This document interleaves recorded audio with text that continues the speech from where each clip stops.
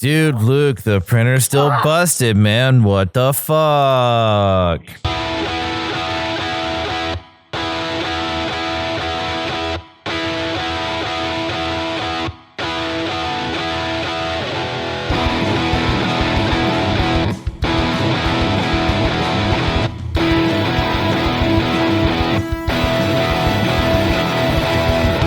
How's it going, everybody? Welcome to episode 121 of the Topless Robot podcast. My name is Ryan. I'm Tyler. Brooks. Dan. And it's been a week in which we saw the release of the first two episodes of Wandavision. I watched it. I liked it. Yeah, it's a weird one. I didn't realize that it was based on a comic line. So, like, yeah, this is based on a comic miniseries that is actually really highly regarded. So it was cool, and the references were fun, and it was interesting, but it's also a little weird. Like, I kind of feel like I'm putting up with the classic sitcom bits in order to get at the hints at what grander thing is happening. I like the sitcom bits. It feels like nostalgic and it's funny. Like, the jokes are actually pretty hilarious. In my opinion. It's 100% a Twilight Zone episode. Yeah, it's cute, but it's campy as fuck. And apparently,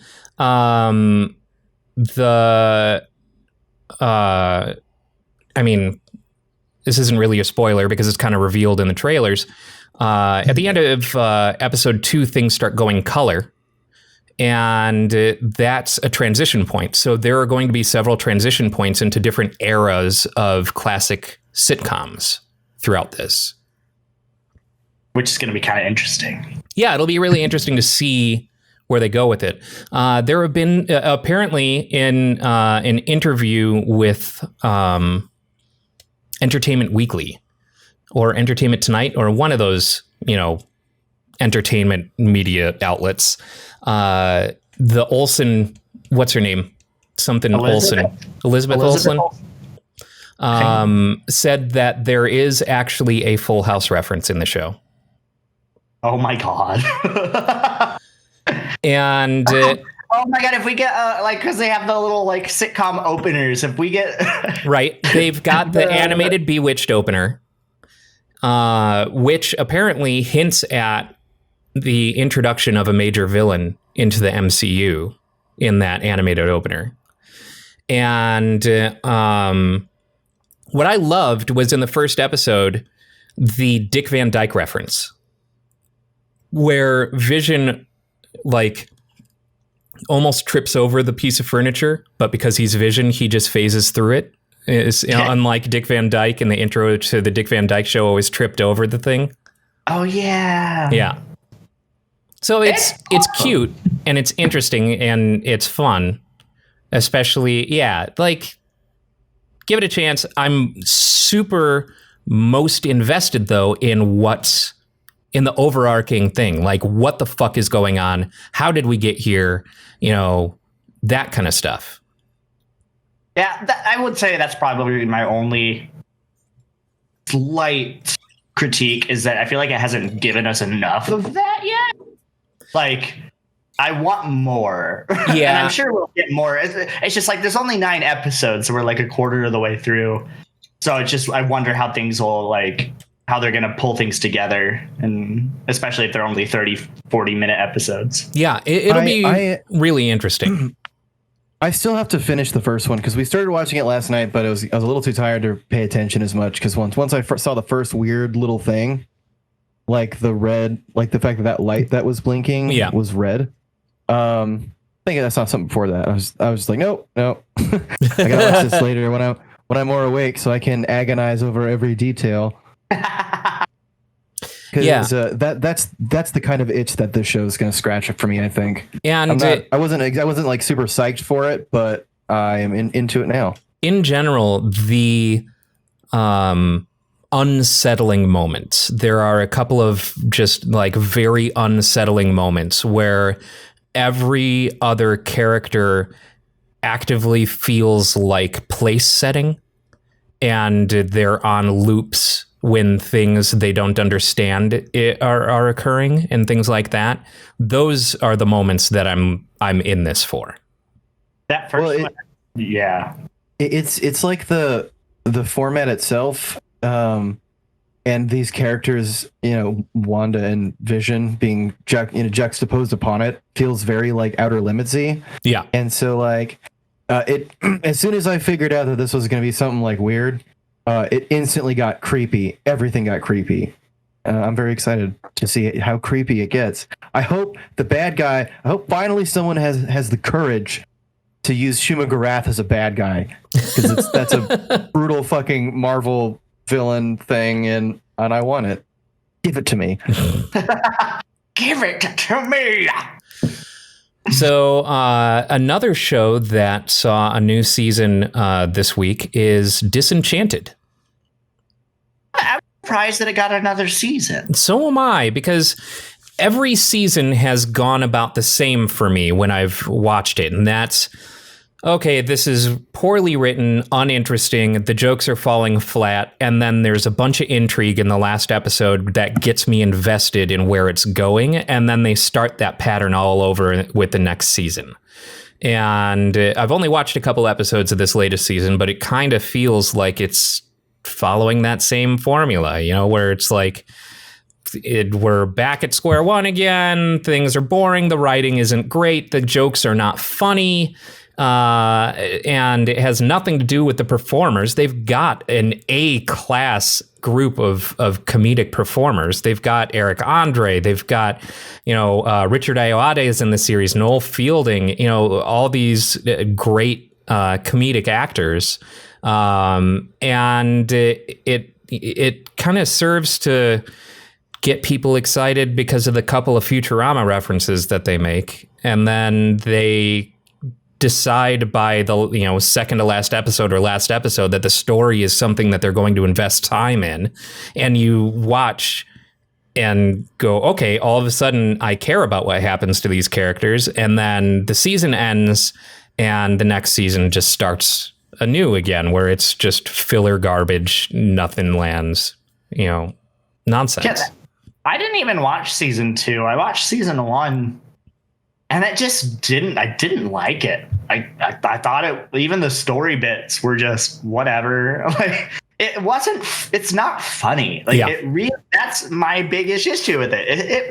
It's like it's a Matt Groening fucking animated thing with comedic actors, and it's just not funny. All the jokes are just really lame. A lifeless husk cashing in on its voice acting and name alone. Seriously, it's it's really disappointing, especially for people like me who just want more Futurama. It makes me wonder, Netflix is like what makes them want to cancel something versus not? I guess they're just not canceling it because it's Matt Groening, but I would guess that they probably inked a deal for a set amount. That's a good point. At the beginning of it. Because he is Matt Groening. Yeah. Yeah, that makes sense. And now they're just stuck with something that's not good. I would have rather had another season of Altered Carbon than Disenchantment. Yeah. I didn't watch season 2 of Altered Carbon. I started watching it and I kind of fell out of it. I loved season 1 though. Season 1 was amazing. Season 2 coasted on season 1 success a little bit. But give me more Santa Clarita Diet. That's all I want. Yes, please. I want it all. Yeah. Ooh, speaking of TV shows, they announced a casting for the Moon Knight show. Oh, really? Oh, yeah? Yeah. Ethan Hawke is going to be a villain. So we got Oscar Isaac as Moon Knight, and then Ethan Hawke is as a villain. I don't really know who he's going to be playing, but I know like nothing about Moon Knight. Yeah, same. What has Ethan Hawke done lately? I feel like he's been gone. I feel like I haven't seen him in forever. Like, I feel like I haven't seen him since Blade. Or no. What was the one where the world is ruled by vampires? I Am Legend? No. And they drive cars like they're Daybreakers, yes. Was that any good? I enjoyed it. I've never seen it. I've never seen any. He's been in. I'm looking at his IMDb, and he's been in a bunch of stuff. Oh, that's right. He played John Brown in The Good Lord Bird. Oh yes, of course. I totally forgot. Me too. And he played Nikola Tesla in that failed Tesla film. Wah wah. That Tesla movie was so weird. It's like, let's make it vaporwave aesthetics for Nikola Tesla. Yeah. Yeah, he really hasn't been in that much since. Not a ton. Nothing big anyway. I don't know any of these movies. Yeah, right. But I like him as an actor. I really like. What was that sci-fi movie? Gattaca. Gattaca is great. Gattaca is great. Gattaca. Yeah. Fucking love Gattaca. Coasting on Gattaca for this many years would be, It's just what I think of all the time. Gattaca is great though. Gattaca is definitely great. That's the only way I really Gattaca.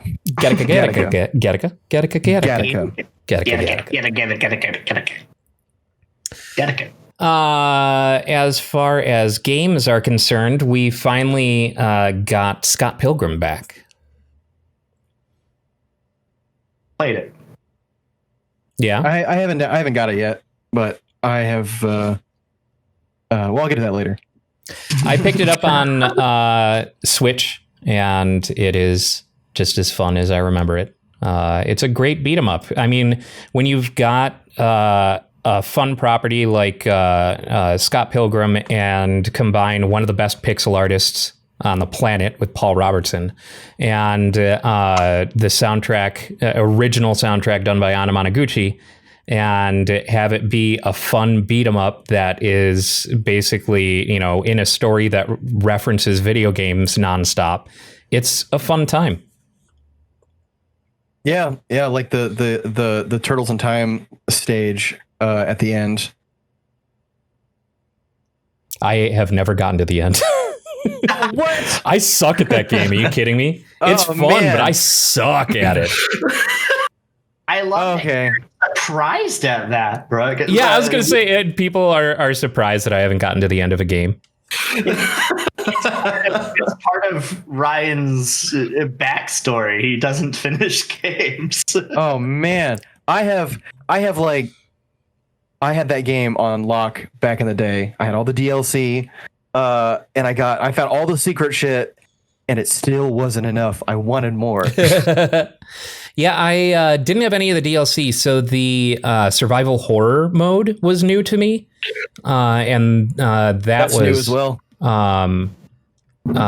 Pretty fun, I guess. Like it's a one-screen timed thing where you're attacked by zombies, and you just basically beat up zombies. Oh, okay. But it was all right. I got 3 KOs. Good job, Ryan. Those zombies are damage sponges, man. You only get 1 life.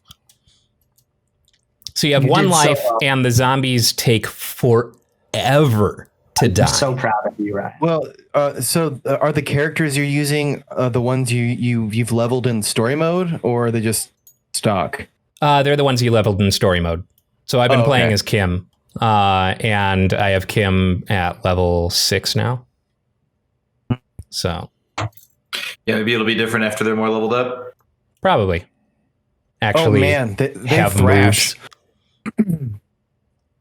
Yeah, because base, like, they start you with nothing. And even like through the first few levels, what they do give you is kind of weak. Well, that secret shop in the first stage has all the really good stuff. Oh, does it? Mm-hmm. I will have to. They're like game cartridge upgrades, and so you get like they have like some fun jokes about like they have a Sonic one with this like with like a lock-on function, and Final Fantasy and like Metroid is another one down there. Oh, with different stuff. Huh. I will have to look for that. I did not know about that. What are you playing it on? Switch. Oh, okay. Yeah. I've never played that game. I will have to check it out. It's a good time. Now's your fucking chance. And it's a great fucking soundtrack, and it's real pretty. And it's hard. Yeah. I should say it's classic difficulty. Yes. Because it wasn't hard for me.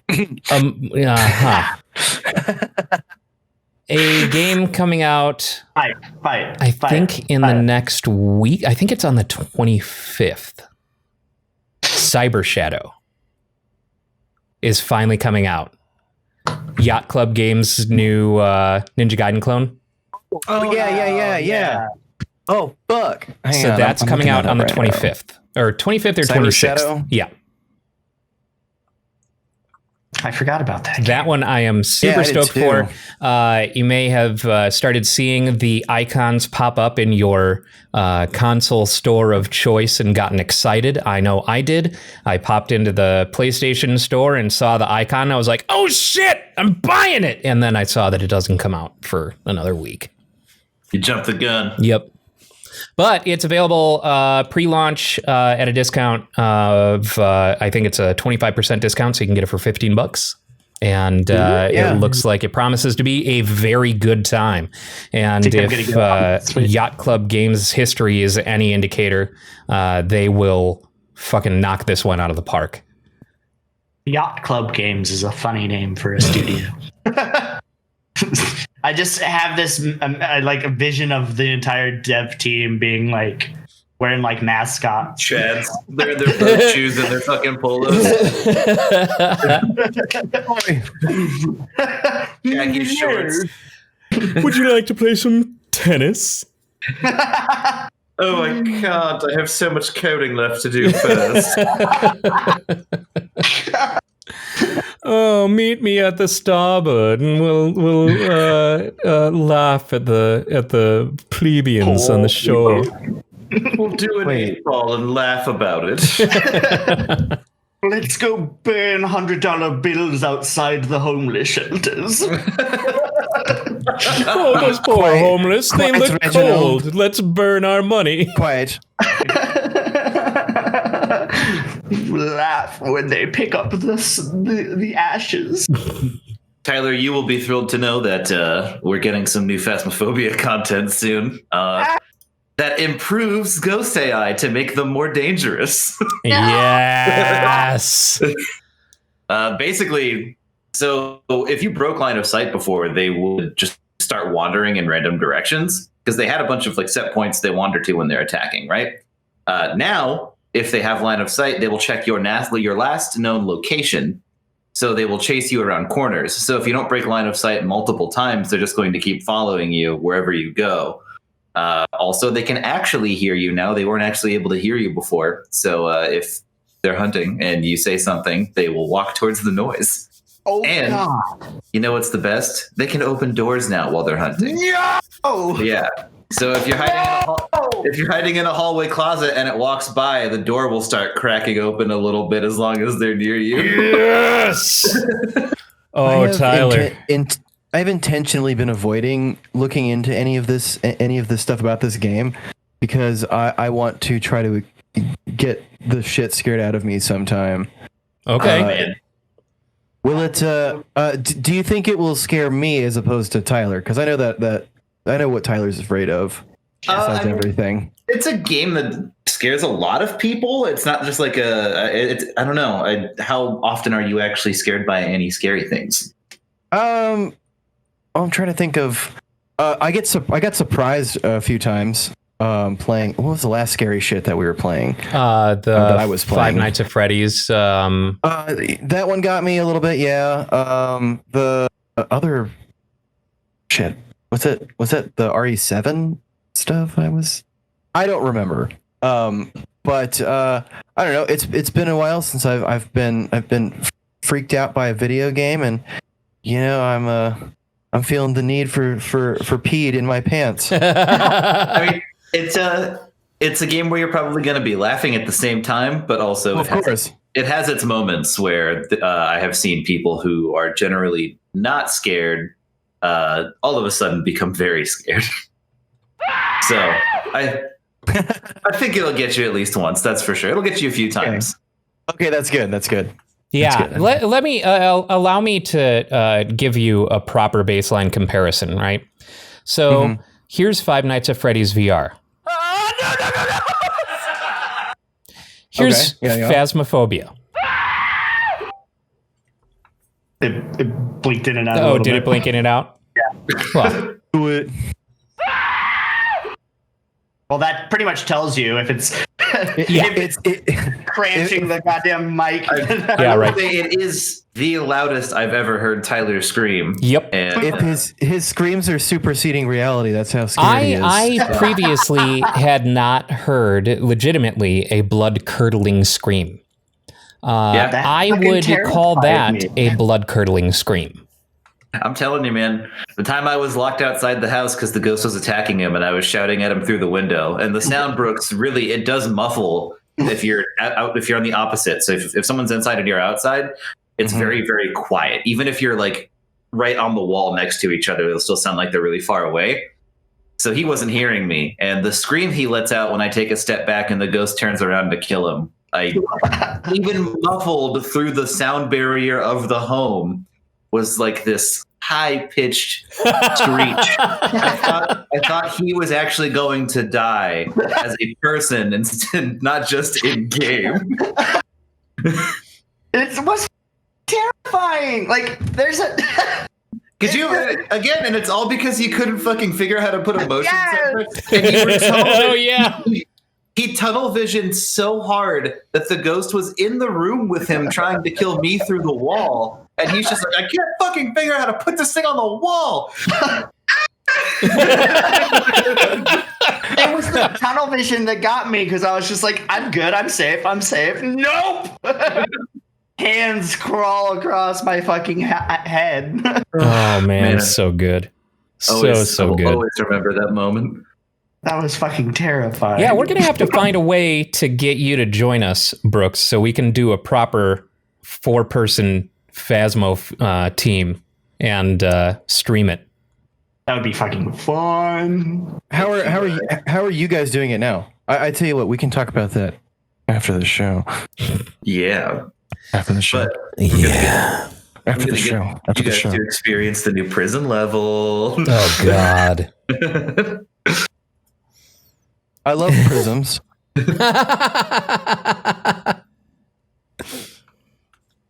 So, aside from that, what else has been going on this week? Big Star Wars news. EA no longer has the sole rights to publish Star Wars games anymore. So Ubisoft has it now. No, Ubisoft doesn't have it. So EA doesn't have exclusivity rights anymore. Yeah. So that means... Well, technically... Why did that happen? Technically EA presently has exclusivity rights.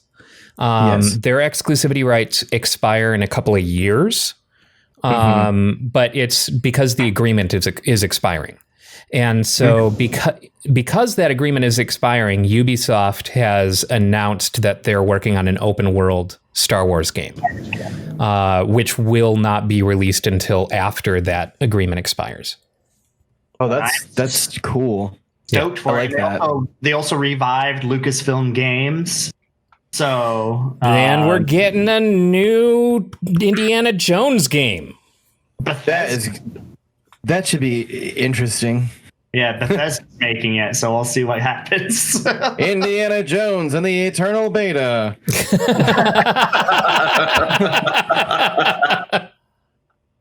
hoping we get ridiculous glitches a la Skyrim with Indiana Jones. The modding shit, the shitpost modding is going to be brilliant. Yeah. Indiana Jones and the Kingdom of the Crystal Mod. I just can't wait till they replace all the characters with Thomas the Tank Engine. You got to do it. It is an obligation. Just I want to see Thomas spiking the lens, going, "Why'd it have to be snakes?" No, it's gotta be a mod of present day Harrison Ford wearing like the worst Lara Croft outfit.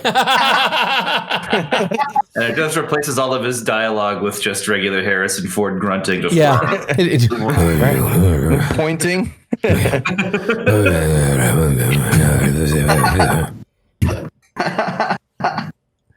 Yeah, that'll be. I didn't even think about the mod potential for that. That'll be, It's gonna be amazing. really entertaining. That'll be really entertaining. Hopefully the story kicks some serious ass because it's Indiana Jones and you kind of need that. It's for him to be.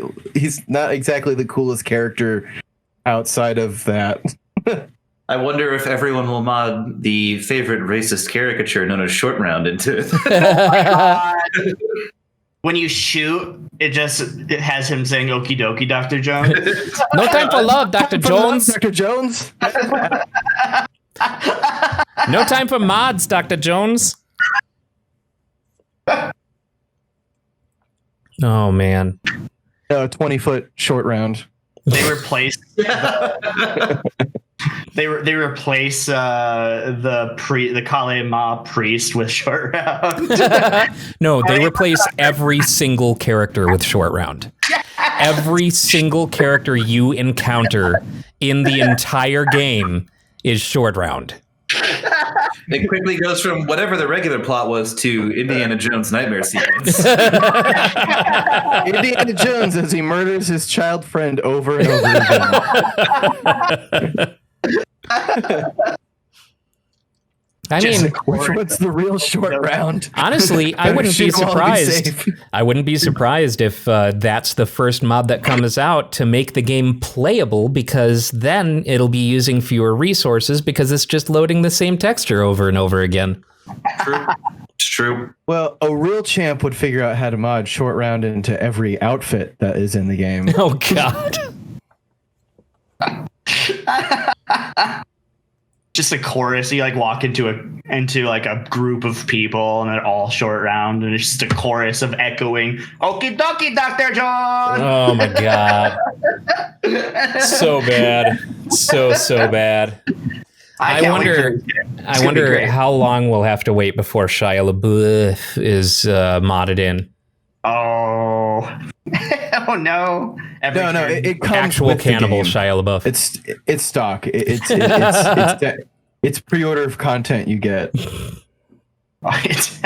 get the Shia LaBeouf skin, a whip made out of Slim Jims, and someone drives by your house and throws a dog turd at your door. It might be dry, it might be wet. It depends on how soon you order. And if you special order good, on though. Xbox, you get you get the Shia LaBeouf skin that sexually harasses you throughout the entire game. My Danny is absolutely nuts about like the last Indiana Jones game that came out 1 billion years ago. The Indiana Jones and the Emperor's Tomb. Why do I not even remember this at all? Yeah. no. The last one I knew about was like something machine, wasn't it? I can't remember. The Infernal Machine. Infernal Machine. Yeah, I had that on Game Boy Color. Wow, is that old? Staff of Kings is apparently the most recent one, I think. Oh. Indiana Jones World on Facebook. That sounds like a game I don't want to play. There's a lot of Indiana Jones games. Lego Indiana Jones 2, The Adventure Continues on Those are PC, fun. PlayStation 3, Xbox 360, and Wii. Indiana And Jones and the those- Lost Puzzles on BlackBerry mobile phone. Yeesh. Yeah, Staff of Kings was the last big one to come out. I think he's played that one too, maybe. I don't know, because we've been talking about it at work. That and he's really gotten into Fallout. So we've been talking a lot about Fallout stuff. And of course, it's fun because it's still Danny. And so he talks about the same weird old shit that I'm into. And so it's nice to have another old person to talk to at work about these video game things. So he was like pumped when he found out. That's how I know about it, because he came into work and was like, oh my God. And I'm just like, did you guys ever play the ones on Super Nintendo? Because those were good too. I don't think so. I didn't even know they existed until just now. Yeah, I'm looking through this list. There's Raiders of the Lost Ark on Atari 2600. Temple of Doom Arcade on Atari System 1, Temple of Doom on NES and Commodore 64, Lost Kingdom on Commodore 64, Revenge of the Ancients on PC and Macintosh, Last Crusade, the action game on Commodore 64, NES, Game Boy, Amiga, Macintosh, PC, Sega Genesis, Sega Game Gear, Sega Master System, Indiana Jones and the Last Crusade, the graphic adventure on Amiga, Macintosh, and PC, the Young Indiana Jones Chronicles on NES, Indiana Jones and the Last Crusade Taito version on NES. Instruments of Chaos starring young Indiana Jones on Sega Genesis. Indiana Jones' Greatest Adventure on Super Nintendo. Indiana Jones and the Fate of Atlantis, the action game on Commodore 64, PC, Atari ST. Indiana Jones and the Fate of Atlantis graphic adventure on PC, Amiga, Macintosh, and FM Towns. I just want to know what their opposition of an action game is. Like, is it the opposite? Like, you have one version where Indiana Jones is being Indiana Jones and like going through the temples, and the other one where you're just the teacher. Well, I think it's to set itself apart from the graphic adventure, where it's more like a graphic novel kind of thing, like an interactive novel sort of thing. I like my idea better. Indiana Jones and his desktop adventures, PC and Macintosh. Oh yeah, I've seen that one. Indiana Jones and the Infernal Machine, and then and that was PC, N64, and Game Boy Color. Indiana Jones and the Emperor's Tomb, PC, PlayStation 2, Xbox, and Mac. The Adventures of Young Indiana Jones Revolution. Included with Dance Revolution. The Adventures of Young Indiana Jones Volume 1, The Early Years. The Adventures of Young Indiana Jones Special Delivery, included with Adventures of Young Indiana Jones Volume 2, The War Years. It sounds like a weird porno version of Indiana Jones. These are just getting longer and longer. The Adventures of Young Indiana Jones Hunting for Treasure, included with The Adventures of Young Indiana Jones Volume 3, The Years of Change. And then Indiana Jones and the Kingdom of the Crystal Skull on BlackBerry. On BlackBerry? We need to find that do a let's play of oldish young Indiana Jones and the eternal sunshine of the spotless mind. Yeah, I had no idea there were so many Indiana Jones games. I think the only Indiana Jones game I've ever played is Lego Indiana Jones. I think the only one I ever played was Infernal Machine. One of the best ones, so probably. It slaps. Yeah, the Lego games are pretty decent. They're fun. I just always know what to expect. And so if I don't ever have any grand designs. I just bought when I was sick. I bought Lego Marvel 2. It's really fun.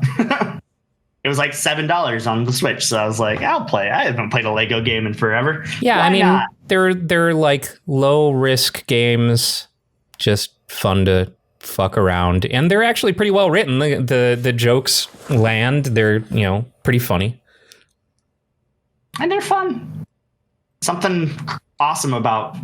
Like the first Lego Marvel being open world and like being able to just fly around New York City in Lego form. It's different characters. It's such a blast. Yeah.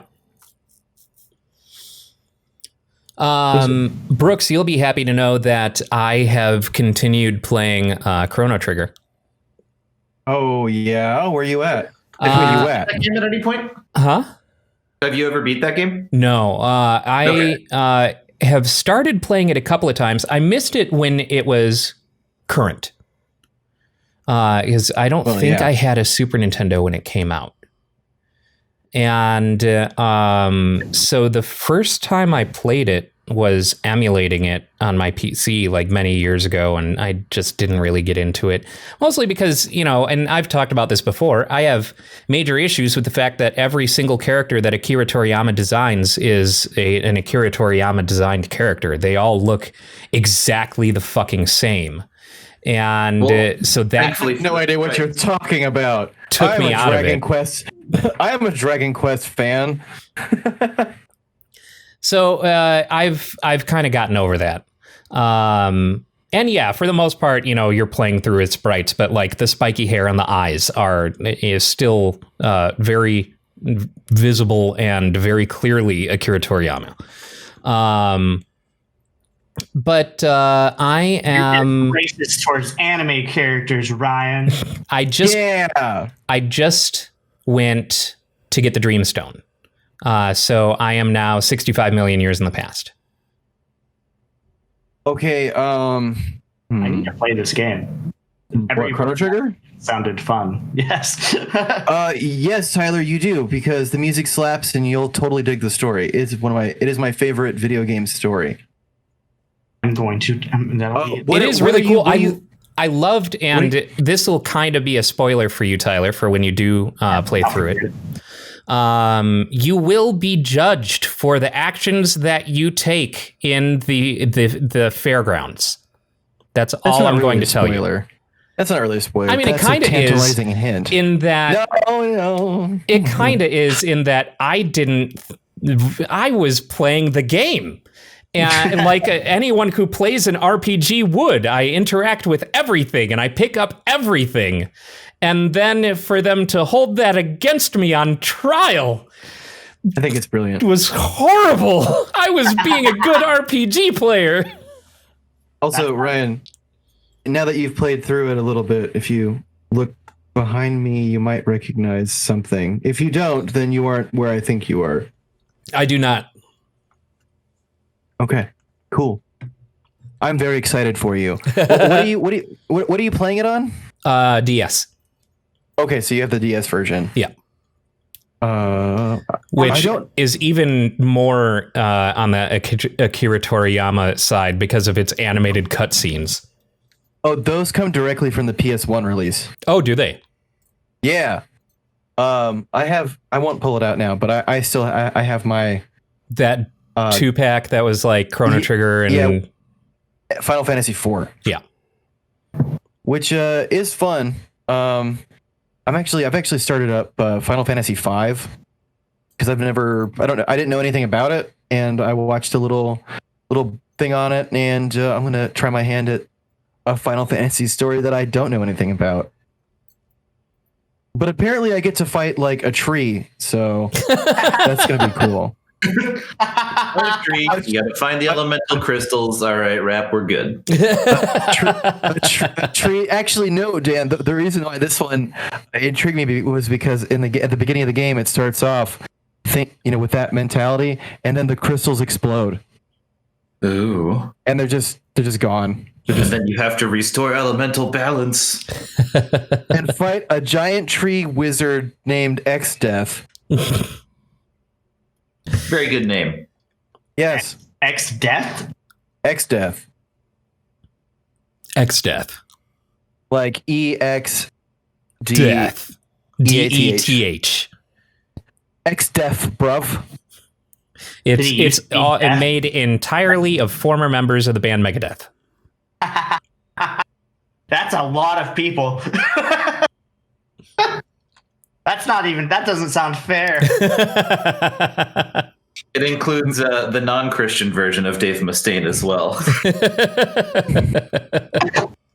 Before he was replaced with a lizard person. Before he became Christian. But yeah, I'm glad that I've powered through it and given it more time. Because I got in that, like I was playing it this morning and I got in that zone where you start making deals with yourself. Like where you're like, all right, after I'm done with this section, I'll put it away and I'll take a shower. And then I finish that section and I'm like, I'll play a little bit more and then I'll put it away and take a shower. This bargaining happened from 7:30 in the morning until 11:30 in the morning. I'm not gonna lie. You said you got to the section where you started making deals with yourself. I thought that was gonna be like a game mechanic. No. You know, like it is a game mechanic that every person who plays games encounters. You know that you're playing a good game, or at least a game that you're enjoying, if you start making and missing those bargains. Look, I'm just going to play a little bit longer. I'm going to get to this point and then I'll give it a rest. I'll set it down. You get to that point and you're like, maybe a little bit more. Who's in your party right now? Right now it is Lucca and Marl. Okay. I left Robo at the end of time, and I just met the cave girl. Oh, Isla. Isla, that's right. Who is actually based on a character of the same name from a very famous novel from the 70s, called Clan of the Cave Bear. Interesting. That's a rock fact. Unsubscribe. I want to unsubscribe from rock facts. You can't. No. Yeah, I replace the unsubscribe button with a rock. I a little too much about this game. I fear. My hell. Just a little bit. Yeah, I'm really enjoying it. There have only been a couple of times where I wasn't sure where to go. And that's partially because in the overworld, it can be difficult to know what unique places you can go into and how to approach them in order to do that. Yeah, it's Chrono Trigger was not the first RPG I played, but the first one that I beat, because it's got so much stuff like that, and I love having to figure it out. There's a lot of going back to places, but that'll be easier as the game progresses. Yeah, I kind of got that sense. I won't tell you. Yeah, I super enjoying it so far. I'm probably going to continue playing it after the podcast. Yes. And Tyler, you should definitely play it. Yeah, I will be finding a copy. Is it on the 3DS store or anything, or do you have to get like an actual copy? I'll loan you one of my hacked DSs. One of my hacked DSIs. I mean, in theory, of course. I mean, perfectly legal DSI that I just happen to have a spare copy of Chrono Trigger. If the FBI is watching this, I declare that this was all legal. If the FBI is watching this, what the fuck are you doing? Stop the insurrectionists from trying to take over our goddamn country on Wednesday. No, they need to catch the real criminals, which are those modding DSs. Those jailbreakers and emulators. How could you, Ryan? Look, you're going to jail. You're what's wrong with forever. I've said it before. I've said it before. When a system is declared dead, it's free game. And the DS was declared dead long ago. And I'm not gonna I think in order to buy a legit copy of Chrono Trigger on DS, it's a highly sought after item, and it is more than it was originally sold for. So I'm not going to be doing that. I'd like to get my hands on another physical copy, because it did come with a sweet poster that I used to have. that I ended up giving to a girl I liked. A travesty, a classic mistake. Yeah, I am in favor of emulation in general, just for preservation and accessibility of a lot of these old games that are otherwise difficult to get. I am as well, but there are some angry Japanese lawyers who work for Nintendo who would disagree with you. Who would literally track you down. Yes. Like, actually stalk you and track you down. Correct. We will escape to the Nintendo underground. Which is, it's so dumb. They're gonna open the door and pretend to hit you with that "we would like to play" and then hit you with the CMP. Oh my god, the existence of that, like the confirmation of the existence of those Nintendo lawyers to track down people puts that whole "we would like to play" ad campaign in a completely new and unsettling light. Yeah, it's like the people who pretend to be someone else to serve you. They ask you like, we've brought the Wii. Would you like to play? If this is your name, you can. Yeah, right. We'll see you in court, fucker. We would like to see. Have fun playing Link's crossbow training. I agree 100% with like those old games. Like I remember I really wanted to play Mario Party 2 for the N64, and I have an N64, but the only way you could find the actual physical copy of that game was like on eBay for like $300, and I was just like, what is this garbage? So then I emulated it because they don't make those games anymore. You never emulated it. They're coming for you. He thought about emulating it, and he realized that it would be an affront to good Lord Nintendo, and he decided that he would be a good Nintendo servant and not emulate. So instead, he withdrew into his mind eye and drew upon the memories of the Mario Party 2 of the past, and he played it in his dreams. And personally, I just archived my existing copies of games. That's totally what I did. They're digital backups. While technically legal, Nintendo will still side-eye you. Yeah. They'll just show up in my brain and get me for pirating memories. You are currently not playing Mario Party 2 on Nintendo-approved hardware. This includes your brain and your imagination. Oh no, they've come for us. Playing Mario Party 2 in your imagination is officially a thought crime. Fortunately, this is what George Orwell was warning us about. Fortunately, in general, it does seem that Nintendo has kind of lightened up on their sort of iron grip of some of those things. Like they used to issue takedown, like you couldn't do Nintendo gameplay. And then they're like, okay, fine, we'll set up a partnership program where we're going to take a portion of your ad revenue, but you'll be allowed to upload Nintendo stuff. And that was kind of them trying to meet in the middle. And everyone was like, this is garbage. And Nintendo was like, fine, just do it. Fine, play the games. Just whatever. It's free advertising, guys. Yeah.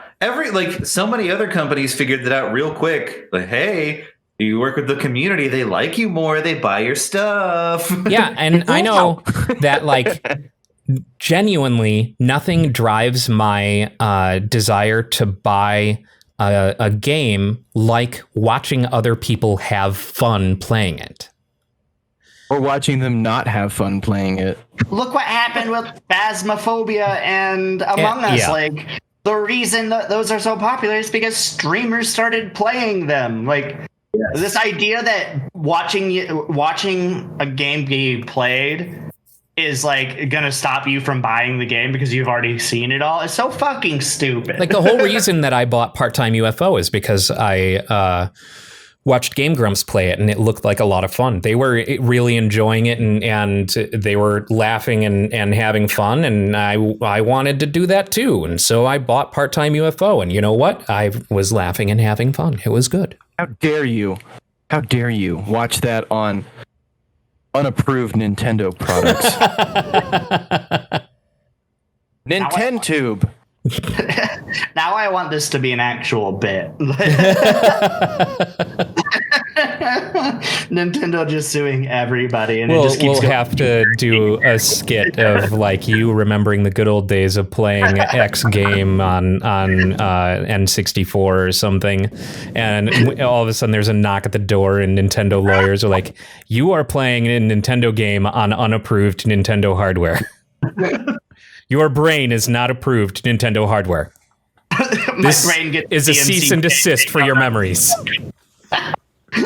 My brain gets a DMCA. Thought crimes of Tyler Fleck. Once a man with a job, a home, and security. Now he lives on the edge, running from Nintendo's drones.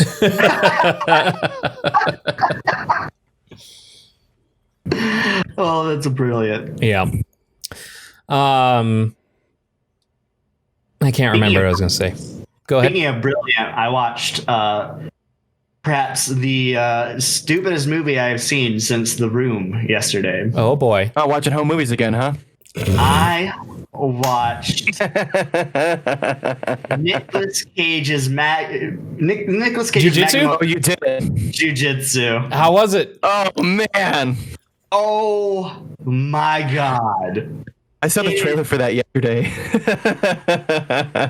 It is so. I have not watched a movie and just been genuinely confused about every single decision since, like I did with this movie, since The Room. Like, it was the same kind of what, why, how, what, the entire movie. It's horribly written.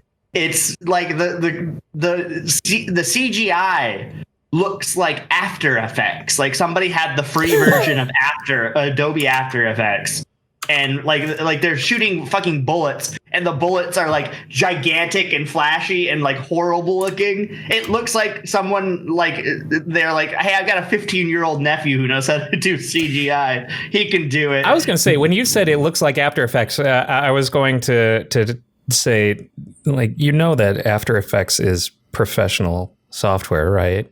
Like, yes, you can use it well. You can make things look good in After Effects. But I'm talking about the free version and somebody who's learning how to use it in like a fucking junior high school classroom. All he does is composite those stock particle effects from After Effects. It's just spraying little yellow particles everywhere. That's what it fucking looks like. It's so bad. It's so bad. And like Nicolas Cage's lines are 100%, like 80% of what he says is, I'm crazy. Like literally he says that like 10 times. I'm crazy. We don't need you to tell us. We've been watching you for years. Yeah. Yes, and it appears to be exactly the kind of stimulating intellectual juggernaut that Dan wishes to conquer. No, and whoever's directing this film and filming, like Frank Capra, they obviously had like gotten some nice recording equipment, or like we have to use it. It's in the budget, so they had like the harness cams that like point directly up at their face, used at random times, and then it would switch to like first person view during like these fight scenes, and then. So you'd see the fists like just popping out from behind the camera, and then it would like the camera would go and do like he was like doing like a roll. It was like Tony Jaa, and he would like do a roll, and then the camera would stay on the ground after just being in first person, looking up at Tony Jaa from the most unflattering angle, and then he does like a backflip, and then you're back into first person, and it's brilliant. The camera stays, and you see Tony Jaa just like. Yep. Not Tony Jaa, just actually looking like this.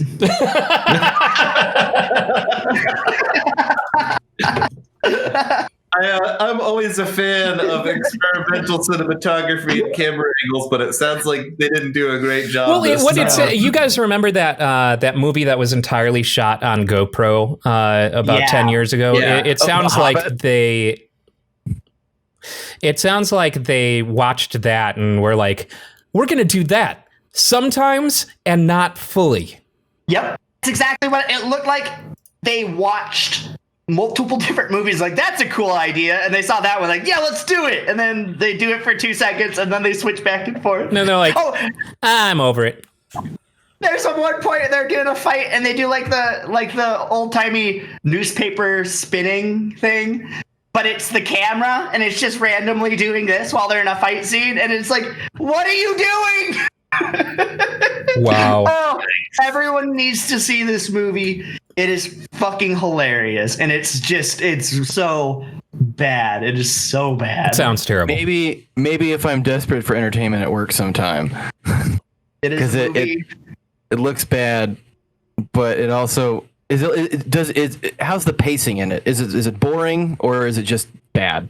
It's bad. It doesn't make sense. The whole movie makes zero. Oh, cool. sense. Oh, great. I have just the coworker to watch that with. It's the movie's called Jiu-Jitsu, and they reference Jiu-Jitsu throughout the movie about different things. Like, at first it's a person, then it's a fighting style, and then it's a power that you have. I am Jiu-Jitsu. Nothing to do with anything in the movie, and they never explain what jujitsu actually is. Even better, do any of the people in the movie actually fight using jujitsu? No, they don't. Hi, nice to meet you. My name is Jiu-Jitsu. Please, if you're going to address me Mr. Jitsu, because if you were to call me purely by my first name, it's a little anti-Semitic.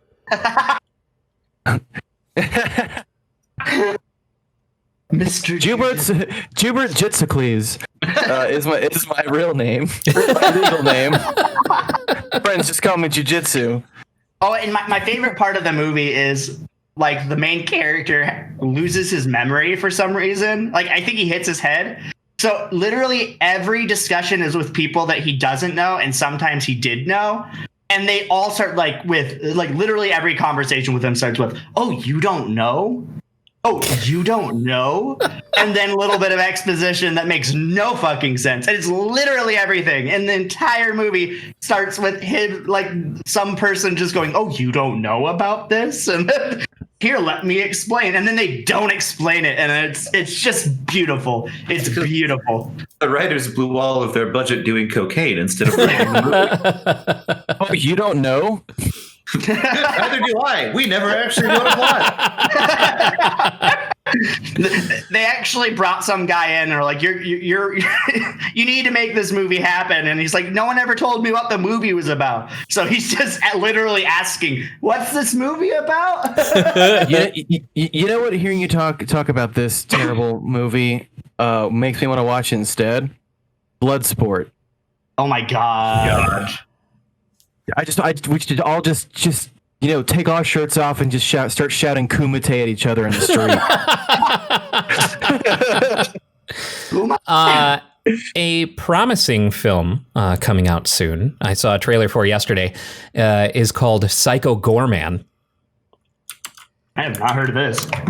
After unearthing a gem that controls an evil monster looking to destroy the universe, a young girl and her brother use it to make him do their bidding.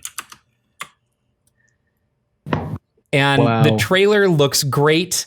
His name is Psycho Goreman. He looks over the top evil in character design.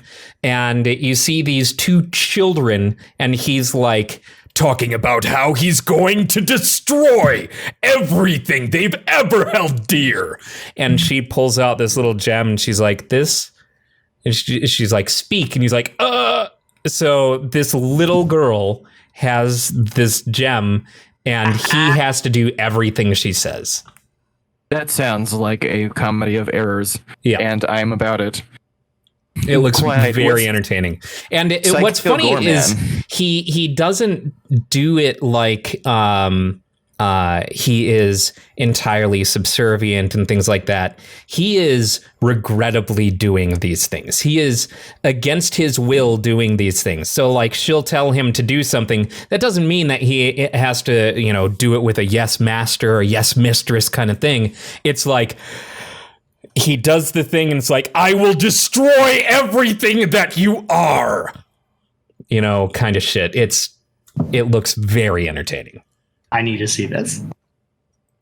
Yeah, this looks. I don't recognize anyone in this. Yeah, I know of no one who I am unfamiliar with everyone attached to it. It just looks like one of those silly little gems that comes out of nowhere.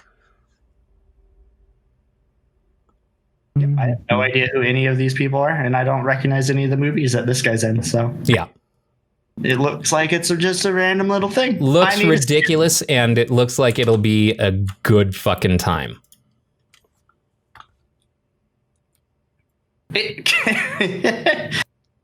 I'm not a big horror person, but when you make horror into comedy, it makes me laugh. Yeah. Yeah. I still always love Cabin in the Woods. Did I mention Freaky on the podcast?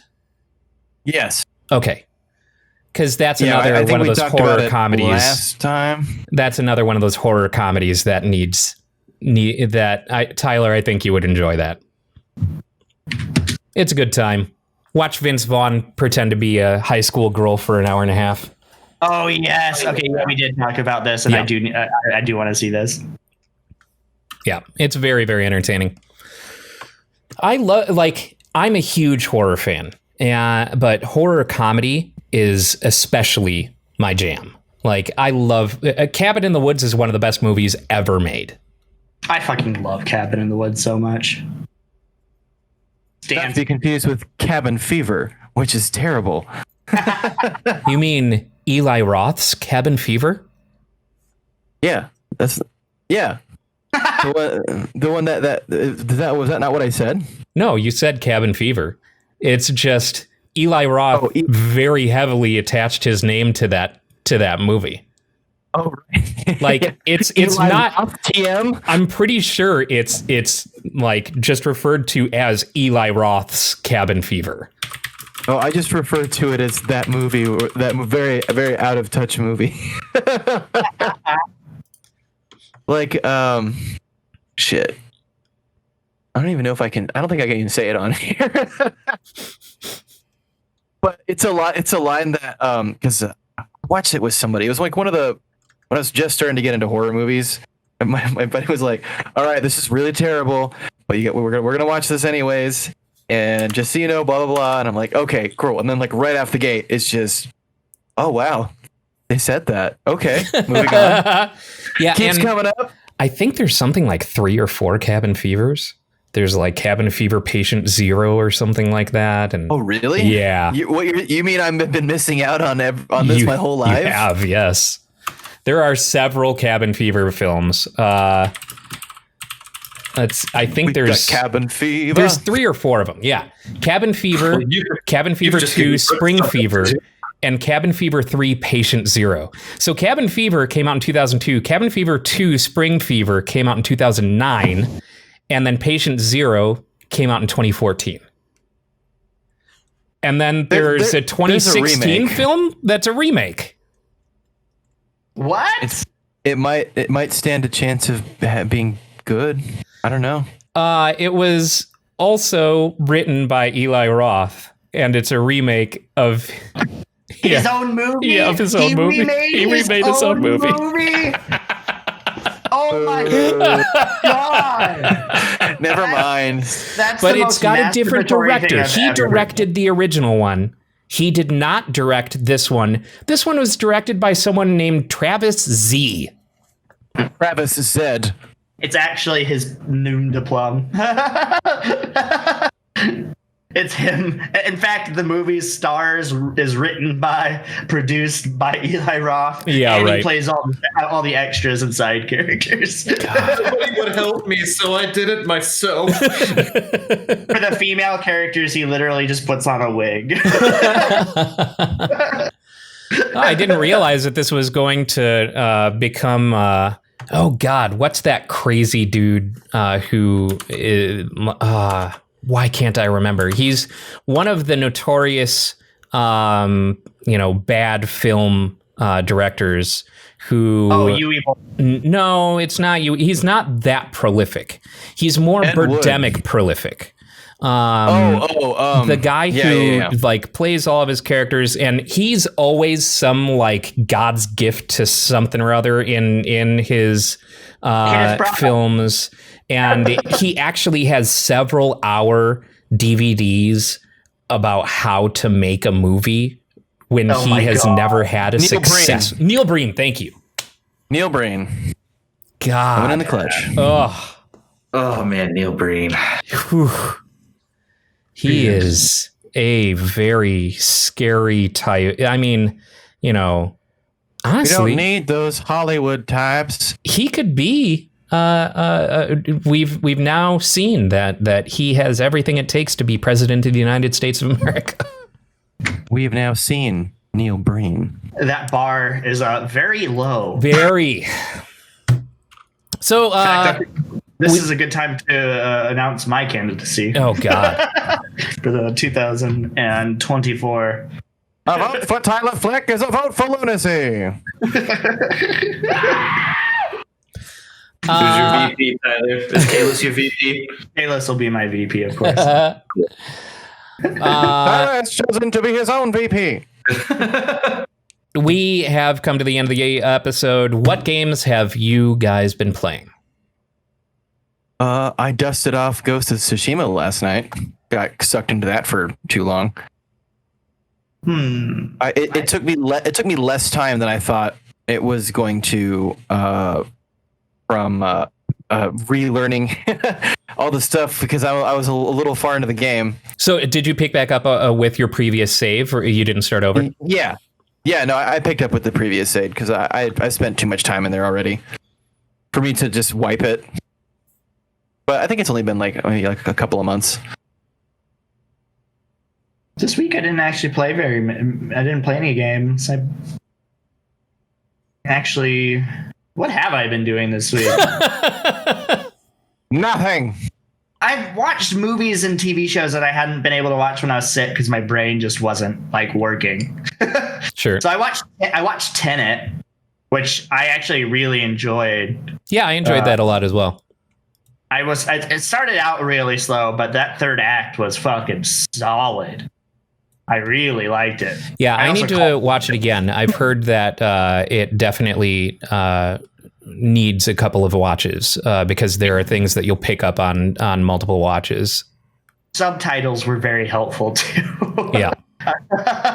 I've heard friends who've gone to see it in theaters wishing that they had subtitles on the whole time because... Were the voices just poorly mixed or something? It's a well-known thing that Christopher Nolan does in all of his movies. Very loud action, very quiet voices, and like he's been called out for it, and he's just like, make it louder, and everyone's like, fuck you. It's a weird choice. Yeah. You don't want people to hear your dialogue. He's like, of course not. It's supposed to be that way. Like he says it's an actual thing that he does on purpose, so if they can hear the dialogue, they'll know I'm illiterate. That's just a real shitty choice. Yep. I don't want you to be able to hear these people. It's deliberate. Quite. Yeah, it's stupid. How about you, Dang? Yes. I tried out the new Phasmophobia stuff, like I was talking about. It's on the beta branch, but on Steam you can just opt into the beta branch immediately. Super great. And other than that, though, not many games. Just almost every day I've been playing tabletop RPGs. Like I've been playing all the time. So just a shitload of that stuff. Have fucking 4 or 5 different campaigns going on right now with the same people, basically. Minus me. Yes.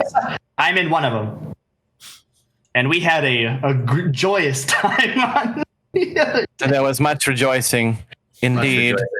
Much rejoicing. Tyler's dwarf is really discovering himself and that he likes when strong women step on him. And believe it or not, it actually made sense for the story. It wasn't just, this will be gross. It really made sense for the story. Honestly, it just sounds like you, Tyler. I mean, don't kink shame on. I'm not kink shaming. I'm just saying it sounds it sounds like you. It sounds on brand. Maybe this is how Ryan, what are you playing? A lot of things. I'm super stoked because Jasmine picked up Celeste. And Celeste is a very difficult game.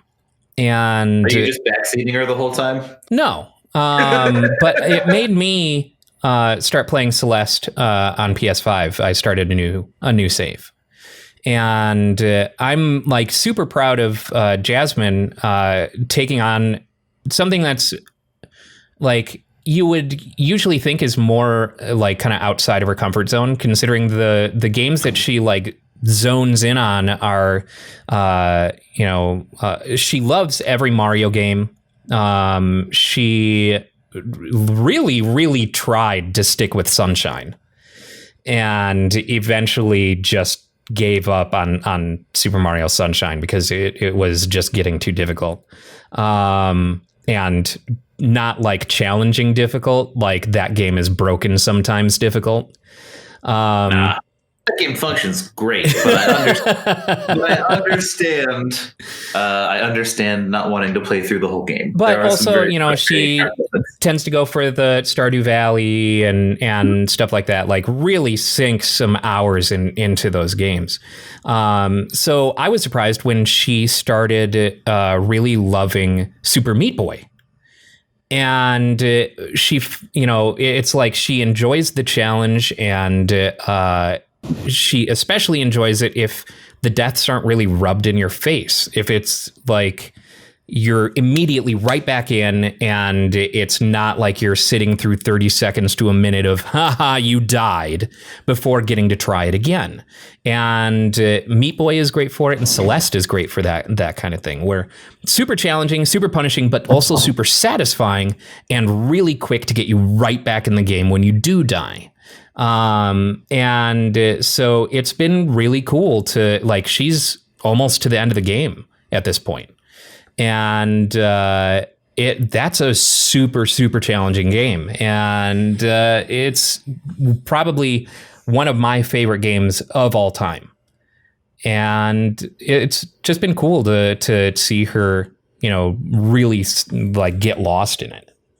Hell yeah. Glad she likes it. Because, like you were just talking about, she openly professes she prefers games that don't have like that challenging atmosphere to it. So that she's really sinking into it that's really fucking cool. And it is one of the more challenging games out there. Oh yeah.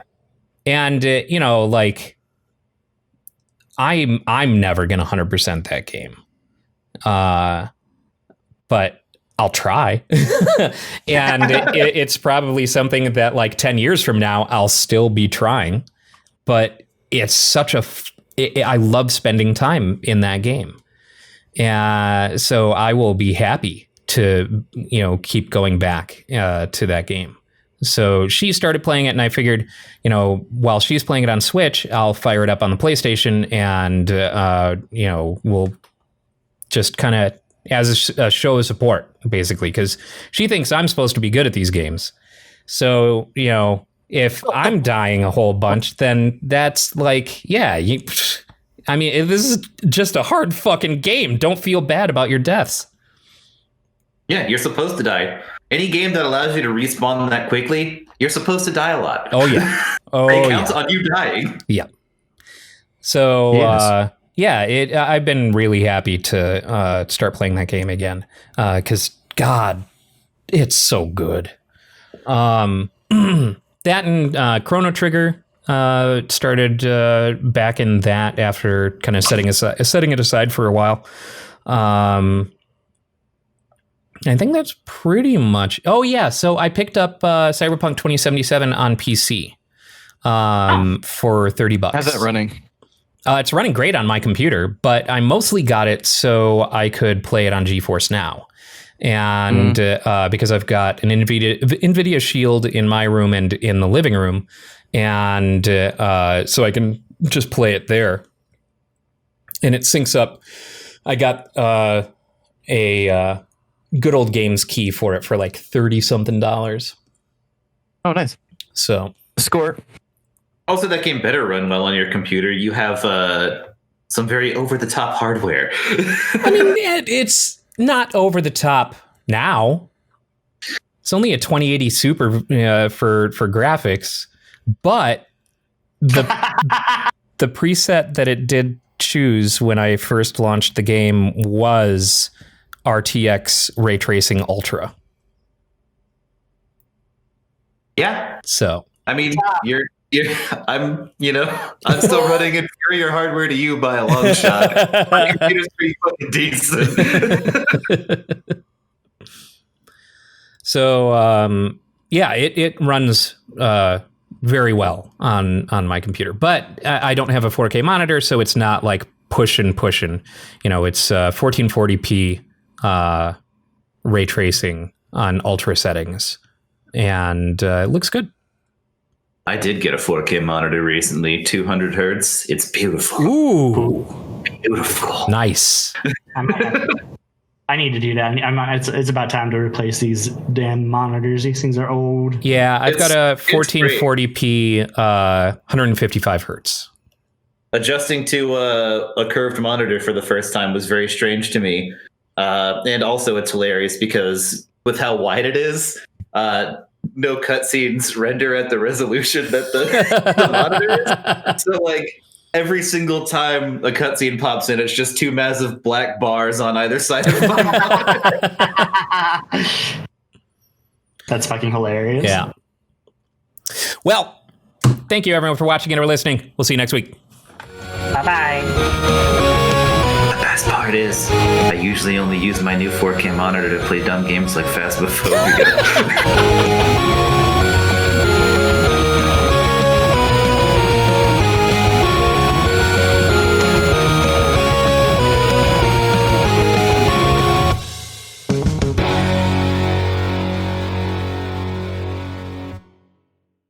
If you like that video, we've got many more videos, tons of episodes of the Topless Robot podcast, all kinds of Let's Plays, and